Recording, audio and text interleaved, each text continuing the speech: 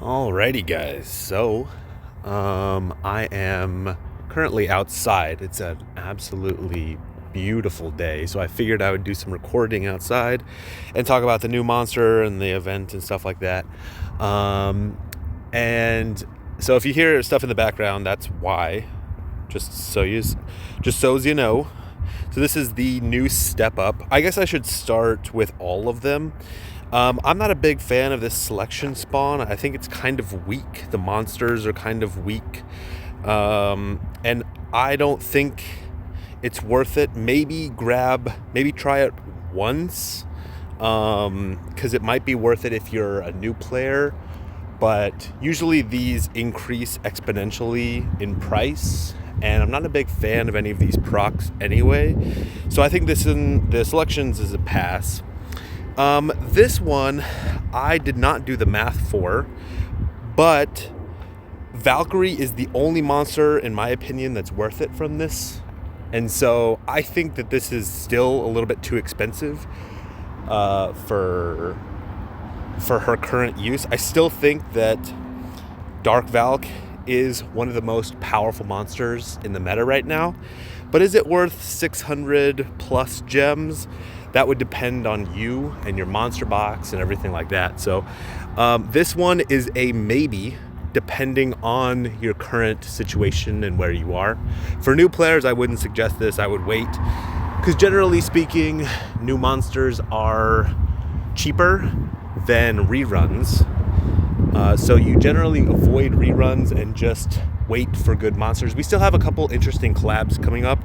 I wouldn't be surprised if we had another Chained Soldier collab. And the reason why I say that is because Valkyrie Connect, which is another game run by A-Team, is getting a second Chained Soldier collab right now.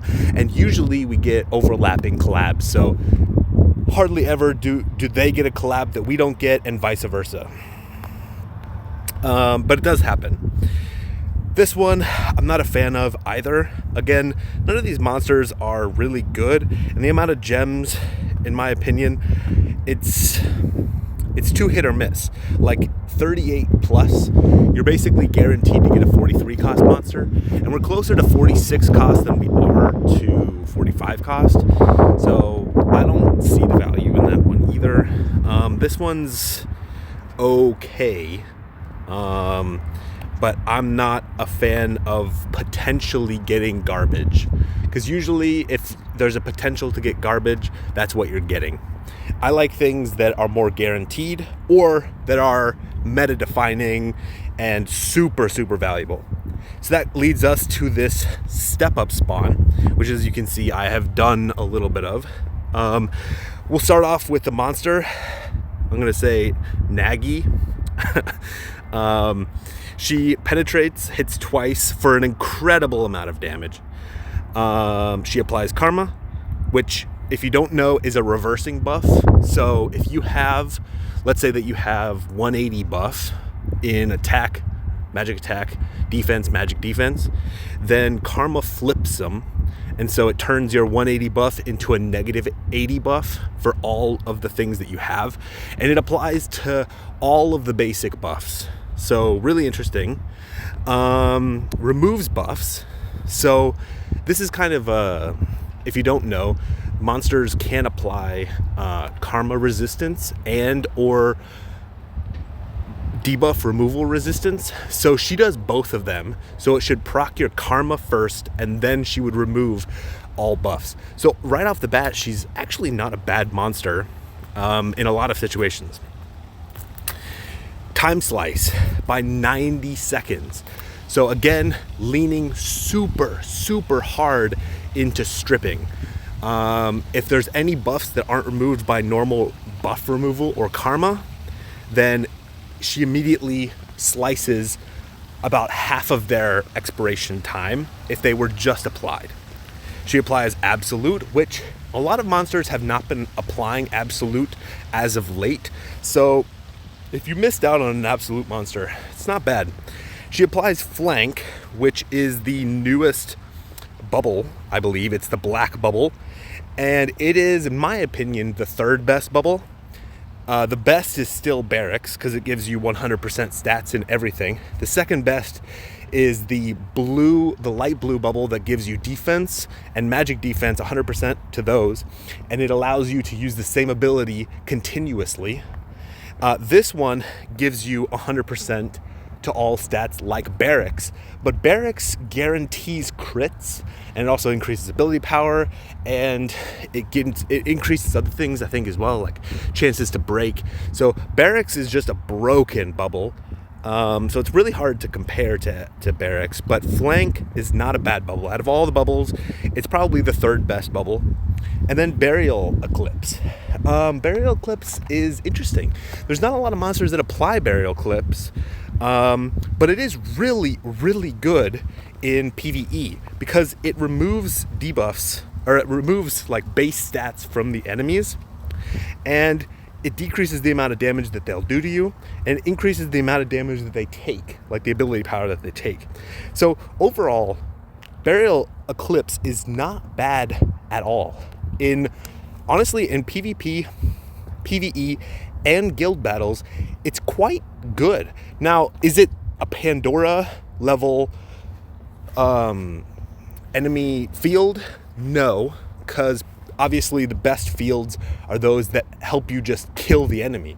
But I can absolutely see this being a first throw. So you throw this monster first, and then you have Pandora after her, in order to avoid the case of they have a field protect. So this is not bad. And the the time slicing is also really, really nice on this monster. She applies Twilight as well. There are quite a few monsters that apply Twilight. Again, Twilight's excellent for things like PvP and guild battles because it gives you penetration to everything. So it gives you penetration against damage reduction, damage reflection, nullification, and invulnerability. So if you have Twilight, you're almost guaranteed to kill somebody. Of course, there are lots of exceptions. Recently, they've been adding lots of things that kind of change that, but generally speaking, that's the way it works. And she increases, again, 40k in stats, pretty garbage.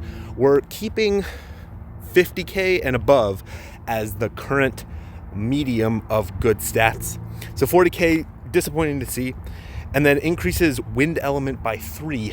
Honestly, at this point, I'd like to see wind element by 4 as a bare minimum. I feel like a lot of monsters nowadays give way,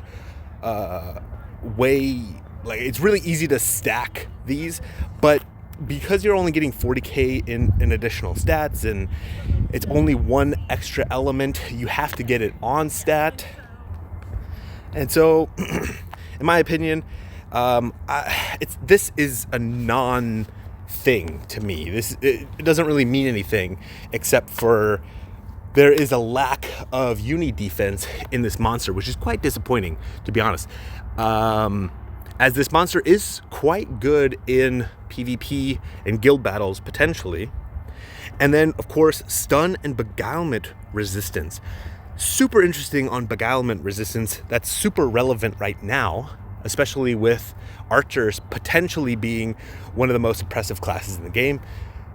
And their ability to not only one-shot somebody, but to get uni instantly when they do so. So it's an interesting thing. You definitely need to start building beguilement resistance. But because this monster doesn't have any uni defense, it's kind of hard for me to push this monster, especially on new players. I'd say, as far as PvE is concerned, I like a lot of this monster's stuff, right? You've got a pretty decent bubble. You've got an excellent enemy field, especially for PvE. You've got triple proc, and this can be a nice buff, debuff removal kind of thing for harder quests, or quests that just naturally buff a lot.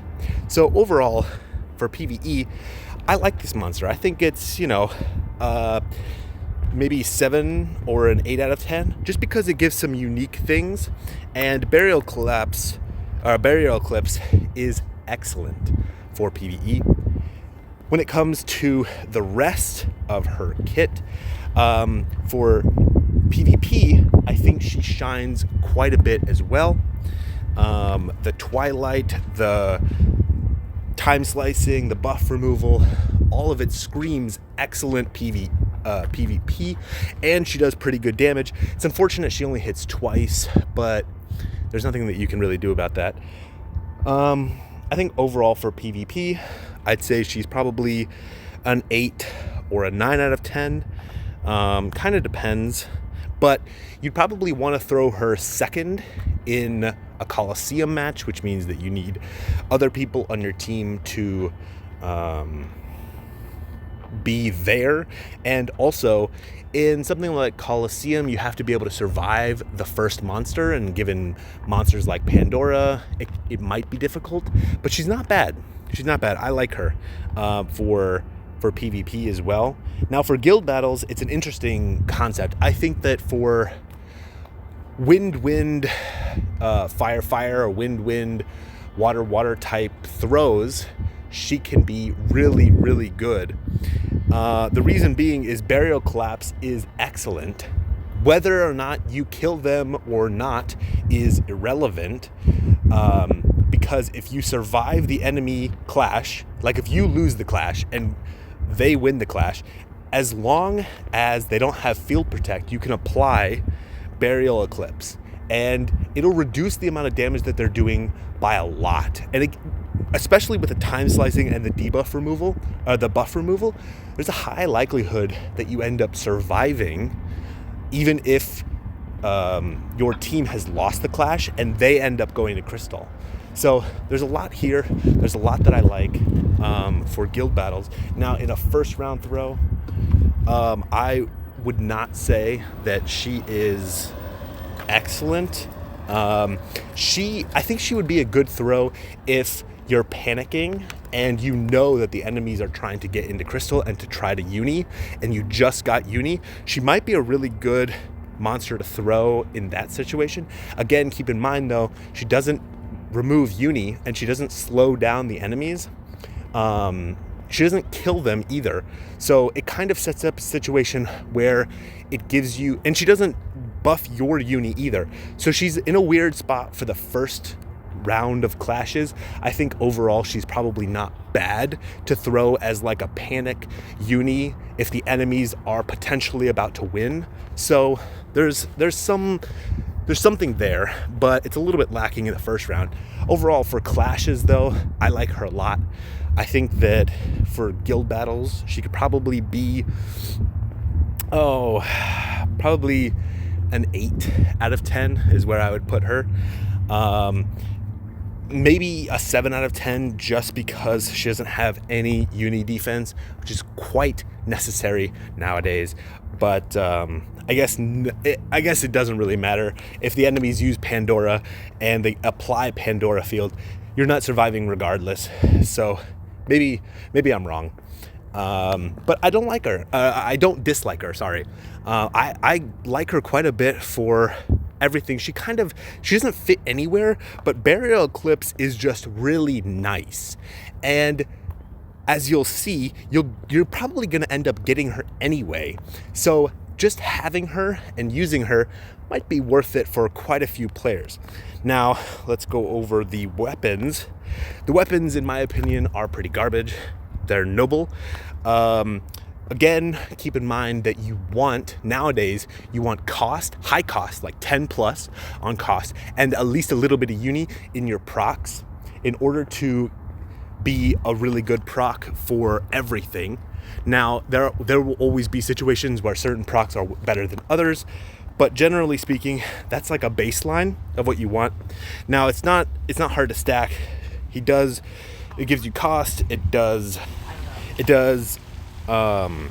restoration of HP when you deal damage, and then if you crit, she applies a little bit. The weapons apply a little bit more ability power. Again, I don't like the requirement to crit. The reason being is there are lots of procs that have no requirements, and those are more consistent. So I prefer something like that. But 7XL is not bad, and stacking on 3 going up to XL for the proc chance is not bad either. I'd say overall, for free-to-play players or new players, this is not a bad proc. You could absolutely use this. It's probably a 7 out of 10 for new players. And then for veteran players, these types of procs are like a 3 or a 2 out of 10. Really avoid this type of proc. It's missing a lot of things, right? It's missing ability, like pure percent damage increase. It's missing things like accuracy increase and also known as like success value increase, right? So it's missing some bare bones things. Also, it requires a crit. So these weapons are pretty garbage. But really, the main reason why we're here is, and the reason why everyone's going to get this monster Nagi regardless, is because of these new defense gears. They are openers. First 30 seconds of battle, you get concentration. What does concentration do? It increases the chances of defense proccing. So a lot of people will run. There are some other concentration gears. The last one that came out was in the 41 cost range, and it's given to you free. I believe you have to complete parts of the stage 3 in order to get it, but it's not bad. And I was using it up until now. But I'm swapping over to these procs. The main reason is because of what's to come, right? So not only does it give you concentration, which is exactly what you need, but it also gives you HP recovery, which is really, really nice to have as an opener for really difficult quests. When we're talking about the hardest quests in the game, right like seconds after you spawn, people are taking massive amounts of damage. So it's really nice to have HP recovery, but the best thing is reflection, and we're reflecting by 20%. So not only are you reflecting, so it's a form of damage reduction. Reflection is a form of damage reduction, and it's essentially, before, if you had 2 of the 41 cost gears, you'd be essentially removing roughly 40% of either attack or magic attack. But this is completely different because it's reflection. It applies to both attack and magic attack. So combined, you can reduce 40% of the incoming damage. Now keep in mind that if they proc something like a reflection ignoring proc, or they use an ability that ignores damage reflection, then this does nothing. I just want to point that out. But against regular quests like PvE and even some PvP and some guild battles, this could be exceptionally powerful. Keep in mind as well, reflection is a little bit different than some other things that exist. If the enemies have abstraction applied to them, it turns off their passives. And so if you have a person who's doing something like, who has a reflection reduction proc, or a constant that's in their gear set, if they apply abstraction or they have the Pandora field, that'll turn off, and this has the potential to kill them. Just in general, that's how reflection works, but that's going to be highly unlikely given that this only lasts 30 seconds. I just wanted to point it out though, because in Colosseum, people end up either getting insta-killed or surviving with 1 HP and uniing even in the first 30 seconds of battle. So it is worth kind of mentioning. Also, reflection reduction applies to, or reflection reduces the amount of incoming damage similar to damage reduction for monsters, as long as they don't ignore and penetrate damage reduction, damage reflection. So some things to keep in mind, but this is absolutely worth it. So how much is it? Well, it's 200 gems in order to get a guaranteed Nagi and 1 guaranteed defense gear, which is right here. Now, how many medals will you get left with? I got left with about 1,000, which is almost exactly how much I calculated in the first place. And you need 1,200. So what I spent on it was I did one rotation to get Nagi, and then I did 50 gems to get a 30% chance and the free one right after it. And I was left with almost exactly 1,200. So this is only about 250 gems to get 2 excellent openers that you'll be able to use for a long time. Probably my guess is 3 years before they release another one. Now they might release these again or something similar to them, because they have been going back and doing a lot of the openers recently. So that's definitely a possibility. I just want to mention that. They may end up also releasing it in a separate element color. However, historically speaking, they hardly ever release these types of procs or these types of concentration openers, or just in general this type of thing. And so in my opinion, the likelihood that it'll come out in any other element and the likelihood that it gets released in the next few years, both of those are close to zero. I'd say probably 10% chance. So this is definitely a time to spend gems, not save gems, in my opinion. And that's what I did. And yeah, that's the new monster. Those are the new spawns. And catch you guys later.